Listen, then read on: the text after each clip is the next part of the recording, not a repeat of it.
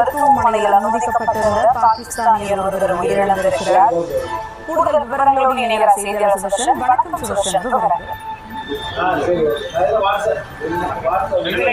மருத்துவமனையில் அனுமதிக்கப்பட்டிருந்த பாகிஸ்தான் ஒருவர் உயிரிழந்திருக்கிறார். இறந்த நபர் மற்றும் அவரது தாய் பாகிஸ்தான் அனுப்பும் நடவடிக்கையில அதிகாரிகள் மும்முரம் காட்டி வருகின்றனர். காஷ்மீர் தாக்குதலுக்கு பிறகு தமிழகத்தில் இருக்கக்கூடிய பாகிஸ்தானியர்கள் குறித்த கணக்கெடுப்பானது நடத்தப்பட்டிருக்கிறது. தமிழகம் முழுவதும் 40க்கும் மேற்பட்ட பாகிஸ்தானியர்கள் மருத்துவ சிகிச்சையில இருப்பது கண்டுபிடிக்கப்பட்டது. அவர்களுக்கான சிகிச்சை தொடரப்பட்டு வருவதாகவும் பலர் அவர்கள் சொந்த நாட்டுக்கு சென்று விட்டதாகவும் அதிகாரிகள் சொல்லப்படுகிறது.